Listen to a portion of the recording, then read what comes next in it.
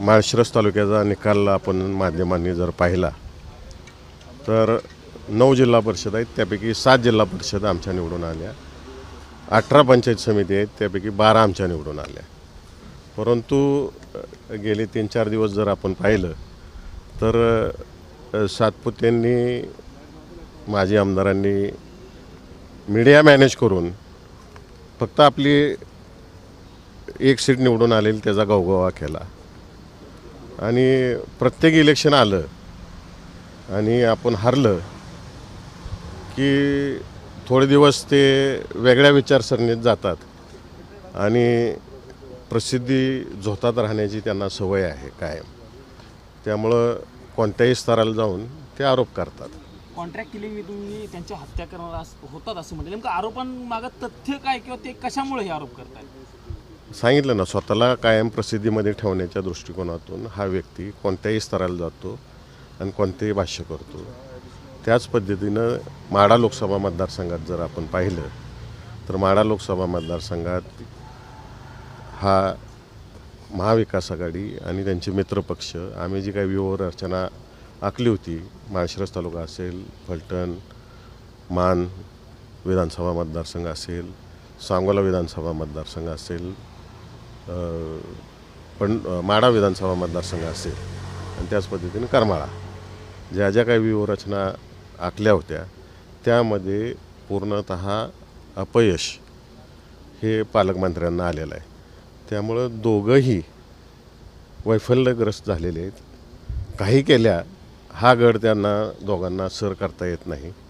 म्हणून लक्ष विचलित करणं, आपल्या कामापासून लक्ष विचलित करणं आणि एक दिशाहीन दिशेला लोकांना घेऊन जायचं हे काम ह्या दोघांचं नेहमीचंच आहे. मुख्यमंत्री आणि पालकमंत्री जयकुमार गोरे यांनाही त्यांनी पत्र लिहिले आणि माझ्या जीवाला धोका आहे अशा पद्धतीचं पत्रात उल्लेख केला. माझ्या जीवाला धोका असं तेच सांगतोय तुम्हाला की इलेक्शनला हे सापडून आपटतात दरवेळेस आणि आपटलं की त्यांच्या बुद्धीवर थोडे दिवस गंज चढतो, परिणाम होतो आणि मग काही आरोप करतात, कोणत्याही लेवलला जातात ते. मतदानाच्या दिवशी जल्लोषाच्या वेळी काही वादावादी झाली होती अशी काही नेमकं काय घडलं? चर्चा आहे की तिथं वादावादी झाली होती? त्याचं मतमोजणीच्या वेळेस माध्यमांच्या माध्यमातून मीही पाहिलं की मतमोजणीला सगळ्या पक्षांचे समर्थक एका जागेवर उभे असतात. वास्तविक पाहता पोलिसांनी हा कंट्रोल केला पाहिजे की 2 पक्षांची लोक एकत्र एका ठिकाणी न येता सुरक्षित अंतरावरती ठेवली पाहिजेत. परंतु मतमोजणीला तिथं सुरुवात होती आणि माजी आमदार राम सातपुते त्या ठिकाणी गेले, त्यांचे कार्यकर्ते जल्लोष करून, आणि तो व्हिडिओसुद्धा मी आपल्याला सगळ्यांना दाखवतो या ठिकाणी, तुम्हाला पाठवतो सगळ्यांना, की त्यांनी ज्या गुलालाच्या गन्स असतात ते समोर आमचे उमेदवार माने म्हणून आहेत त्यांच्या तोंडावरती त्या ठिकाणी मारला आणि मग त्या ठिकाणी त्यांचे समर्थक संतप्त झाले. मोठा गोंधळ झाला असता, परंतु पोलिसांनी वेळेस हस्तक्षेप केल्यामुळं दोन्ही बाजूला काही झालं नाही. परंतु काळजीपूर्वी जर पोलिसांनी घेतली असती तर तोही अनर्थ टळला असता. म्हणजे कोणी कोणावरती स्वतः माजी आमदारांनी त्या कार्यकर्त्यांवरती गन्स हे केल्या. म्हणजे तुमचा आरोप आहे राम सातपुते कट कारस्थान नसून तुम्हाला बदनाम करण्याचा प्रयत्न करताय? ती सवयच आहे त्यांना, आम्हाला काही नवीन नाही आहे. कसं आहे, स्वतःला प्रसिद्धीत ठेवण्यात ते नेहमी माझ्यावरती, मोहिते पाटील परिवारावरती, उत्तम जानकर आमदारांवरती कोणत्याही लेवलला जातात आणि बोलतात. आम्हाला त्यांना काही फरक पडत नाही. आम्हाला फक्त जनतेची सेवा करणं हे दिसते. विधानसभा लोकसभा त्यांच्या हातात होत्या का असं काय? हो, होते. मी त्याचे व्हिडिओज तुम्हाला शेअर करतो सगळ्यांना. लोकसभा आणि विधानसभा निवडणुकीतील पराभवामुळे आणि आता मिळालेल्या एका विजयामुळे तुम्ही जसं म्हणता एकच विजय त्यांना मिळाला, त्याच्यामुळे हे सगळे आरोप सुरू आहेत. वैफल्यग्रस्त झालेले आहेत ते.